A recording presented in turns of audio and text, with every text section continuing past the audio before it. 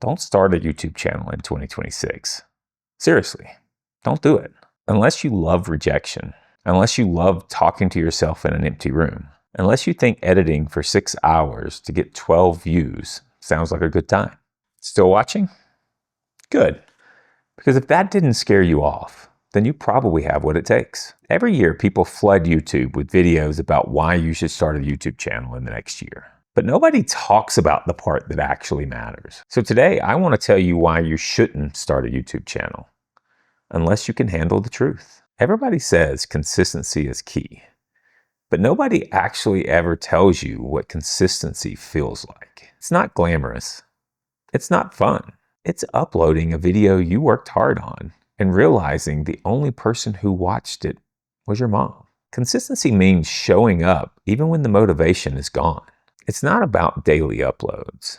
It's about not quitting after 3 videos when the views don't come. So if you're not ready to play the long game, don't start a YouTube channel in 2026. But if you're ready to show up imperfectly again and again, you're already ahead of 90% of the people who say they want to create. This is a $20,000 camera, if you count how many times I've dropped it. You don't need an expensive red camera in order to get cinematic videos. You don't need a studio.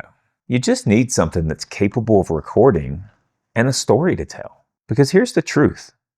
Gear doesn't make connection. Your phone is already more powerful than any of the cameras that people were going viral with 10 years ago.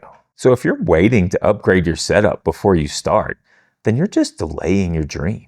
If talking on camera makes you feel nervous, good. It makes you human. I still hate the sound of my voice at times, but being uncomfortable is the entry fee for growth. Nobody ever got confident by waiting to feel ready. They got confident by pressing record anyway. Your awkwardness is actually your advantage. People don't connect with perfection.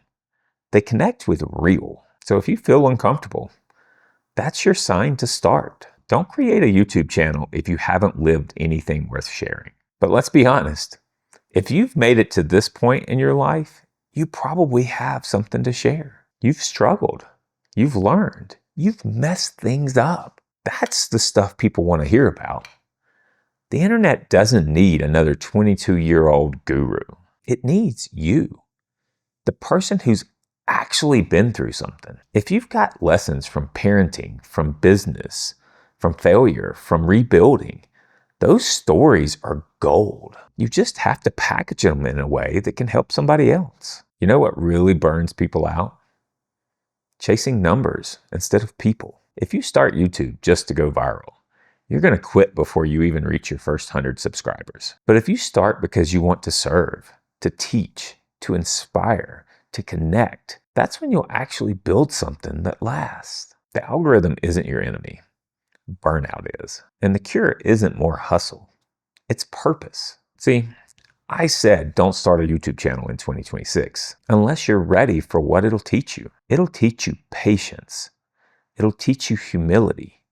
It'll teach you how to tell your story. And maybe it'll remind you that your voice actually matters. Because the truth is, YouTube doesn't just grow channels. It grows people. So don't start in 2026 if you just want fame. But if you want to find your voice, your purpose, your people, then start today. Don't start a YouTube channel in 2026 unless you're finally done waiting for permission. Because if you're still here, you're not watching this by accident. You already know you're meant to create. You're just waiting for somebody to tell you it's okay. So consider this your sign.